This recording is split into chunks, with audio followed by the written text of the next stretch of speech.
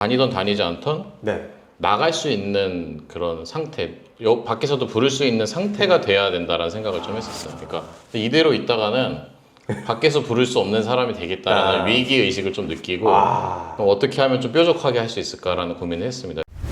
그래서 회사 안에서 할 수 있는 게 그때 당시에 유튜브 담당자 뽑는다고 하더라고요. 그래서 회사에서? 예, 근데 그때만 해도 주변에서도 다 막 왜 그런 데 가냐. 그리고 그때가 한 2017년? 2018년도. 2018년도? 네네네. 그러니까 이게 지금은 우리가 유튜브가 너무 활성화돼서 맞아요. 잘 네. 모르겠지만 그때 당시에 유튜브는 뭔가 마이너 문화였어요. 그것도 그렇고 특히 기업 입장에서 유튜브 마케팅이라는 개념이 아예 없었고 네. 기업 채널은 그냥 광고 아카이빙 채널. 맞아. 그때가 미래에 대한 불안감이 크셨어요? 지금 M장르로 일하시는 지금이 미래에 대한 불안감이 크세요? 이건 성향 차이가 있는 것 같은데 네. 저는 회사가 더 불안했던 것 같아요. 회사에 네, 있는 게? 왜냐면 회사에서 시키는 대로만 하다가 외부에서 필요 없는 사람이 될 수 있다는 불안감이 있었거든요. 이게 하신 적은 한 번도 없습니까? 저는 한 번도 없습니다. 아 진짜? 네. 진짜 정말? 네, 한 번도 없어요. 이러면 네. 재미가 없는데. 안녕하세요. 주민 인터뷰 시간입니다. 누구나 다 아는 대기업에서 네. 굉장히 잘 나가다가 굳이 퇴사를 하셔가지고 네. M잡러의 길을 걷고 계신 네. 사서 고생을 하고 계신 선우의성 대표님을 초대했습니다. 안녕하세요. 안녕하세요. 안녕하세요. 반갑습니다. 아, 사서고생. 네. 네, 사서고생. 맞네요. 네. 지금 네, 네. 네, 일단 저희 구독자분들께 간단한 자기소개 좀 부탁드리겠습니다. 안녕하세요. 저는 유크랩 마케팅 대표를 맡고 있는 선우이성이라고 합니다. 그리고 이제 김포대에서 이제 교수 업무도 같이 하고 있고요. 이전에 이제 SKT랑 하이브에서 근무하다가 이제 유튜브 마케팅 1세대로서 있다가 이제 그 전문성을 바탕으로 저만의 것들을 하고 싶어서 퇴사하고 자유롭게 일을 하고 있습니다.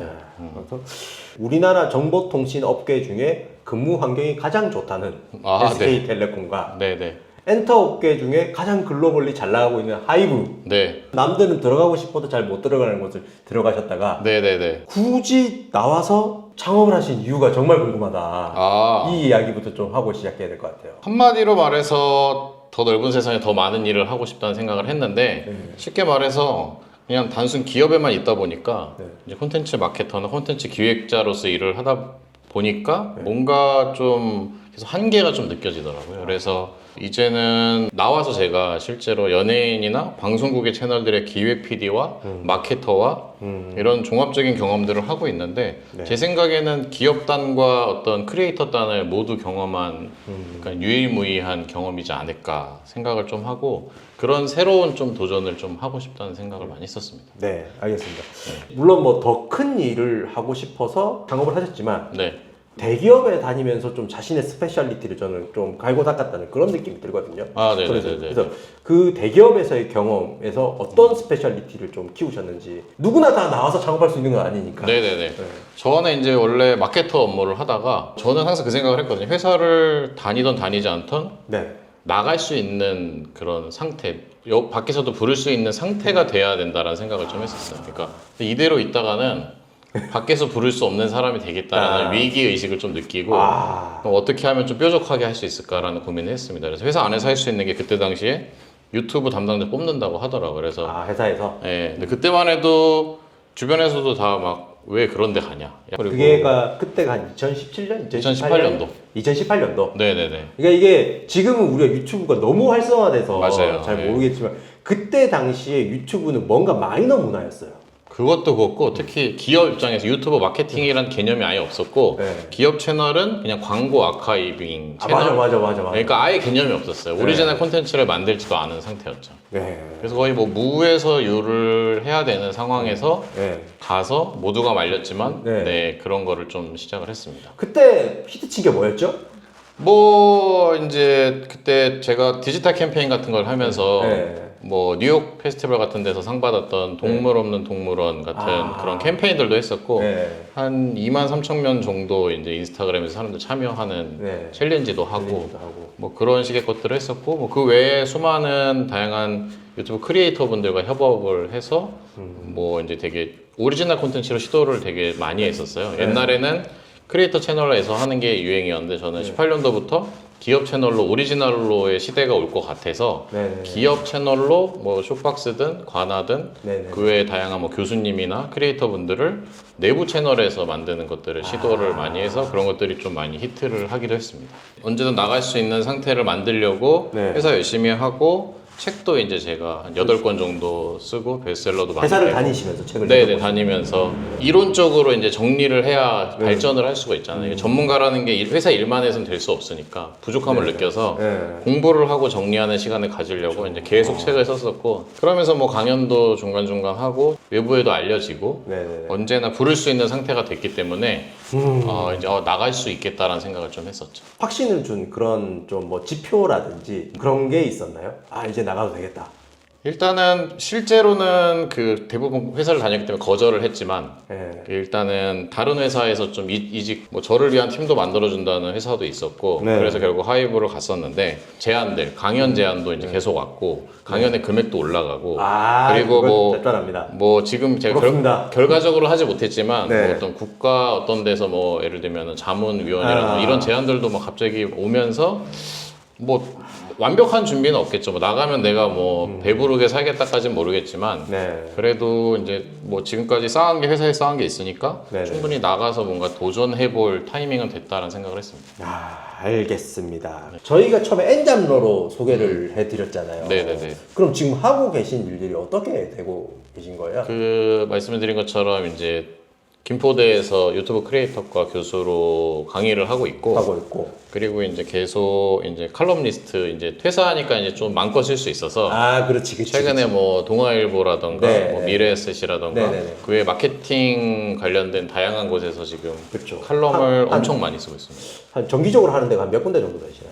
지금 정기적으로 3군데 3군데 하고 있고 마감이 있는 데가 3군데고 그냥 써야 되는 데도 이제 제가 되는 그럼 더 많습니다. 제대로 그 정도로 있고 네. 또 그리고 강연들이 좀 강연들. 많이 있어서 뭐 컨퍼런스에 연사로 나간다던가 네. 아니면 좀 강연들 뭐 지난 주말에도 이제 뭐 병원 성형외과 성형외과 네, 큰 병원도 있고 뭐 다양한 뭐 소상공인이나 스몰 브랜드도 있고 뭐 오늘 같은 방송국 분들한테 하기도 하고 되게 좀 찾는 데들이 많아서 강연 같은 것들도 좀 많이 하고 있습니다. 근데 그 중에서 본업이라고 할 수 있는 건 아무래도 영상 제작 네, 유코랩 마케팅을 통해서 할 수 있는 네. 이제 주로 이제 영상 기획과 그에 연계된 마케팅 활동 전반. 그 이제 작년에 연예인들 채널들, 네. 뭐 개그맨들이 하는 채널들은 초기 3개월 제가 이제 이제 기획 PD도 하고 컨설팅도 하면서 나온 것들이 있고요. 있어요. 그러면 네네네. 그것들은 좀 밑에 하단에 링크로 제가 달아도 괜찮겠습니까? 네, 뭐 제가 이제 초반에 3개월 정도만 참여했던 그런 것들도 있고 그 말씀드린 방송국 관련된 채널들을 지금 한 4개 정도 동시에 지금 준비하는 게 있어서 이것들은 한 2달 안에 런칭을 하지 않을까 싶습니다. 알겠습니다. 대기업을 다니실 때도 누구든지 밖에서 불러주는 그런 준비를 해야 된다고 생각했다는 거는 반대로 기업에 계속 있으면 뭔가 불안하다 미래가 그런 느낌이 좀 있었을 것 같고 그때가 미래에 대한 불안감이 크셨어요? 지금 N잡로로 일하시는 지금이 미래에 대한 불안감이 크세요? 이건 성향 차이가 있는 것 같은데 저는 회사가 더 불안했던 것 같아요. 회사에 있는 게? 왜냐면 회사에서 시키는 대로만 하다가 외부에서 필요 없는 사람이 될 수 있다는 불안감이 있었거든요. 이제 관점의 차이는 있는데 이거는 진짜 성향 차이인 것 같아요. 네, 성향 차이인데 저는 재밌는 일, 내가 원하는 일을 되게 다양하게 하고 싶어 하니까 계속 성장하고 싶고 그러니까 오히려 약간 성장이 멈출 수도 있다는 불안감이 회사에서 더 컸던 것 같고 지금은 또 다른 불안감은 있죠. 이제 약간 뭐 그런 건 있지만 그래서 사실 뭔가가 영속성이 잘 없잖아요. 그럴 수 있죠. 예. 그럼에도 불구하고 지금은 이제 저의 브랜딩이나 저를 위해서 하고 싶은 일을 하면서 더 발전해 나가고 있고 또 약간 집중을 하더라도 지금은 제 칼럼이나 제 글이나 제가 하고 싶은 걸 좀 집중할 수 있는 시간이 생겼기 때문에 불안하지만 그게 더 안정적일 수도 있겠다. 그런 거에 더 집중할 수 있으니 이제 그런 관점의 차이로 봤을 때는 저는 지금이 더 마음이 편해요. 그리고 덜 피곤하고. 알겠습니다.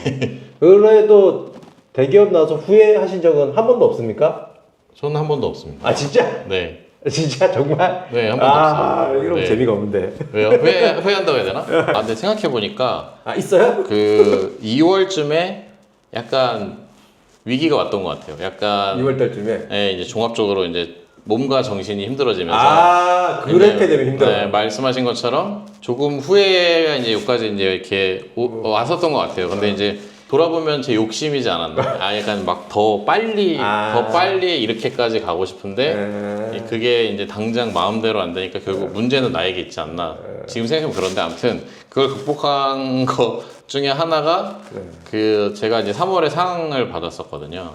그 대한민국 되게 큰 상 아니죠? 네, 대한민국 마케팅 대상에서 이제 개인상을 받았는데 이제 그게 이제 제가 지금까지 커리어를 쌓아온 거를 좀 인정을 해주셨고 그리고 제가 뭐 지금 하고 있는 교수나 그런 연구 그런 거에 대해서 유튜브 마케팅 1세대로서 인정을 해주신 결과라서 한번 싹 났더라고요. 이제 그 발표를 하고 나서 이게 상 버프가 있구나. 상 버프가 한 달 갔거든요. 그래서 그때 2월에 힘들어가지고 3월에 상 받고 이제 지금 한 보름 정도 갔다가 지금 싹 사라져가지고 다시 또 이제 멘탈과 육체 관리를 또 해야 되는. 혼자 되시면 그런 것도 어려운 것 같아요. 이제 약간 스스로 멘탈 관리?